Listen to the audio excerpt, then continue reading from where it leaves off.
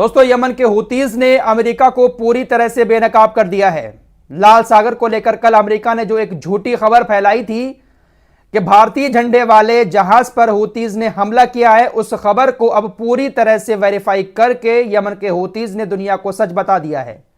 America की एक बहुत बड़ी साजिश नाकाम हो गई है और इस साजिश में अमेरिका भारत को भी धकेलना चाह रहा था, भारत को भी ईरान और हूतीज के खिलाफ करना चाह रहा था। एक बहुत बड़ी साजिश अमेरिका ने रची थी। सारी चीजें आप लोगों को बताऊंगा और ये वो खबर है जो आपको अभी कहीं पर भी देखने को नहीं मिलेगी, लेकिन एक दो दिन में आप हर जगह इसको देख लेंगे। इसीलिए आपसे कहता हूं कि चैनल पर अगर पहली बार आए, सब्सक्राइब नहीं किया है तो कर लें, क्योंकि यहां पर आपको एकदम लेटेस्ट अपडेट सबसे पहले मिलता रहेगा। मेरे दोस्तों, कल से मैं आप लोगों को कई बार बता चुका हूं कि यमन के हूतीज को लेकर अमेरिका ने कहा कि लाल सागर के अंदर एक जहाज जा रहा था जिस पर भारतीय झंडा लगा हुआ था, उस झंडे पर हूतीज ने हमला कर दिया। लेकिन अमेरिका के इस झूठ को हमारी सेना ने, हमारी नेवी ने 1 घंटे के बाद ही एक्सपोज कर दिया। हमारी भारतीय सेना ने कहा कि नहीं, इस जहाज पर हमारा कोई भी झंडा लगा हुआ नहीं था, लेकिन अमेरिका ने नाम लिया कि भारतीय झंडा लगा हुआ था। तो एक झूठ यहां से बेनकाब कल ही हो गया था अमेरिका का। अब एक नया झूठ यह था कि हूतीज ने इस जहाज पर हमला किया है। अब हूतीज की तरफ से इस मामले पर पूरी जानकारी दी गई है कि आखिर लाल सागर में इस जहाज के साथ हुआ क्या था। दरअसल यह हमला खुद अमेरिका ने ही किया था। एमवी साईं बाबा जहाज पर जो अटैक हुआ था, वो अटैक यमन के हूतीज ने नहीं किया था, बल्कि खुद अमेरिका ने किया था। दरअसल अंसारुल्लाह ने बताया कि हमारा टोही ड्रोन लाल सागर में भ्रमण कर रहा था, यानी घूम रहा था।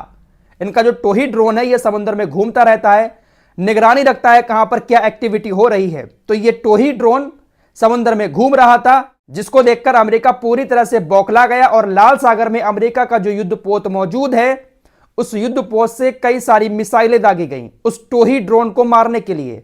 साथ ही साथ अमेरिकी सेना इतनी ज्यादा बौखला गई कि उसने अंधाधुंध फायरिंग भी की और जो मिसाइलें छोड़ी थी टोही ड्रोन पर यमन के, वो मिसाइलें इसी एमवी साईं बाबा जहाज के पास जाकर फट गई। इसी वजह से उस साईं बाबा जहाज को नुकसान हुआ है। तो जिस अमेरिका ने दुनिया को यह बताया कि भारतीय झंडे वाले जहाज पर यमन के हूतीज ने अटैक किया है लाल सागर के अंदर, दरअसल वो अटैक खुद अमेरिका की मिसाइल से हुआ था और अमेरिका ने ही किया था। यह पूरा खुलासा अब यमन के हूतीज ने कर दिया है कि एक छोटे से हमारे टोही ड्रोन को मारने के लिए अमेरिका इतना बौखला गया कि अंधाधुंध उसने फायरिंग कर दी और उसका नतीजा यह हुआ कि एक मिसाइल जो है वो इस एमवी साईं बाबा जहाज के पास जाकर फट गई और जहाज को नुकसान पहुंच गया। और उसके बाद क्या खबर फैला रहा है अमेरिका कि भैया देखो, यमन वालों ने हमला कर दिया। तो यह साजिश रच रहा है अमेरिका लाल सागर के अंदर। भारत को इसमें धकेलकर ईरान और हूतीज के खिलाफ करना चाहता है, भारत को बीच में लेकर आ रहा है। वो तो हमारी नेवी ने तुरंत ही कह दिया कि भाई हमारा कोई जहाज नहीं है, हमारा कोई झंडा इस पर लगा हुआ नहीं है। तो ये हरकतें हैं इन चिंदी चोरों की। वहीं दोस्तों, यमन के अंसारुल्लाह ने सभी अरब देशों से एक बात कही है कि अमेरिका ने आपको पहले बहुत ज्यादा बहकाकर बहुत सारे देशों के खिलाफ खड़ा कर दिया था और अभी भी आपको अमेरिका बहकाने की कोशिश कर रहा है, उकसाने की कोशिश कर रहा है। हम आपसे बस इतनी ही अपील करते हैं कि आप हमें अकेला छोड़ दें और पीछे हट जाएं। यमन के हूतीज ने अरब देशों से साफ कह दिया कि अगर आप अमेरिका के उकसावे में आकर हमारे खिलाफ जाकर हमारे खिलाफ लड़ाई शुरू करते हैं तो फिर हमें भी आपके खिलाफ लड़ाई शुरू करनी पड़ेगी।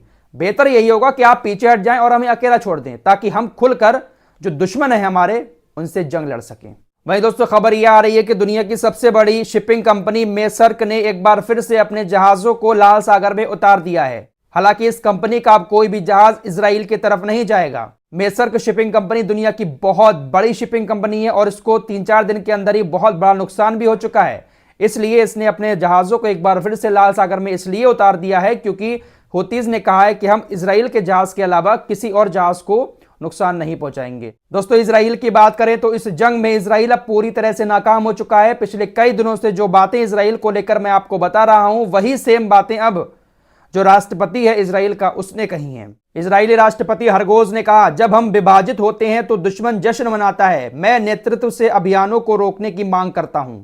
गाजा में भारी नुकसान के बाद इजराइल में राजनीतिक और सामाजिक अस्थिरता पैदा हो रही है। इजराइल पहले ही सैकड़ों मृत अधिकारियों की घोषणा कर चुका है और सामान्य मृत सैनिकों की संख्या अभी भी छिपी हुई है। दोस्तों, यही बातें तो मैं आप लोगों को लगातार बता रहा हूं कि इजरायली सैनिकों की जो संख्या है वो बहुत ज्यादा बढ़ चुकी है मरने वालों की, और खुद राष्ट्रपति ने अब कह दिया कि बहुत सारी संख्या ऐसी है जो छिपी हुई है। तो आप अंदाजा लगा सकते हैं कितने लोग मरे हैं। राष्ट्रपति हरगोज ने आगे कहा कि आज कैबिनेट सत्र में नेतन्याहू के खिलाफ बड़ी असहमति और आलोचनाएं भी हुई।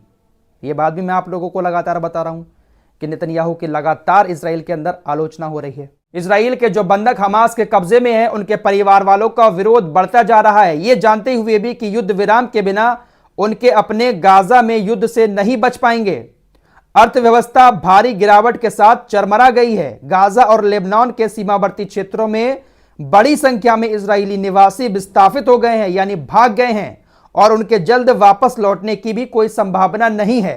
ये सारी खबरें मैं आप लोगों को पहले बता चुका हूं, जो बात अब राष्ट्रपति हरगोज बता रहे हैं।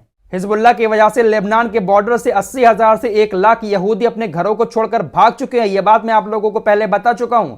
अर्थव्यवस्था पूरी तरह से चरमरा चुकी है, यह बात भी मैं आप लोगों को बता चुका हूं। यही सारी बातें अब राष्ट्रपति हरगोज ने कल अपने एक बयान में कही हैं। अपील की है अधिकारियों से कि कोई रास्ता निकालो और हो सके तो अपने इन हमलों को खत्म करके वापस आ जाओ। वहीं दोस्तों, अरब की खाड़ी और बसरा में सीरियक कैथोलिकों ने गाजा फिलिस्तीन में मारे गए लोगों का सम्मान करते हुए क्रिसमस उत्सव रद्द कर दिया है। क्रिसमस नहीं मनाएंगे ईसाई। वहीं वेस्ट बैंक के बेतलहम में यहूदी सेटलर्स ने एक क्रिसमस ट्री को आग लगा दी। पिछले हफ्ते ही इजरायली सैनिकों ने तीसरे सबसे पुराने रूढ़िवादी चर्च पर भी बमबारी की थी। इसके अलावा गाजा के अंदर विकलांग बच्चों की देखभाल करने वाले 2 कैथोलिक नन की भी इस इजरायली सेना ने हत्या कर दी थी। तो आप इससे अंदाजा लगा सकते हैं कि ये इजरायली सेना जो है, इजराइल जो है, वो सिर्फ मुसलमानों का ही दुश्मन नहीं है, बल्कि इंसानियत का दुश्मन है, जो हर मजहब का दुश्मन है। और ऐसे लोग इंसान नहीं बल्कि खुले तौर पर आतंकवादी हैं।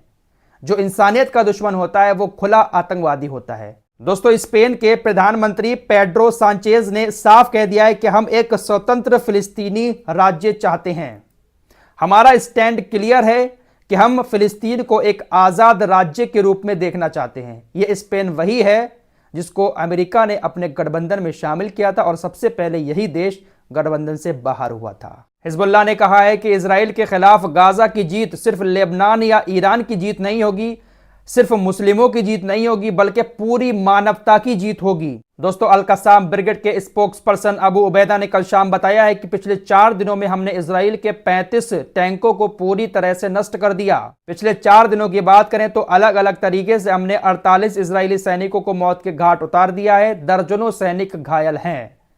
राष्ट्रपति जो बात कह रहा था ना कि मौत के आंकड़े छिपाए जा रहे हैं इजरायली सैनिकों के, ये बात बिल्कुल सही है। कल जब मैंने आपको रात एक आंकड़ा बताया था, 14 सैनिकों का आंकड़ा 24 घंटे में कबूल किया था इजराइल ने, तो 4 दिन के अंदर अगर आप लगाएंगे हिसाब तो 48 से तो कहीं ज़्यादा होंगे। फिलहाल इस रिपोर्ट में इतना ही। मिलते हैं कुछ और खबरों के साथ, तब तक के लिए अपना ख्याल रखिए।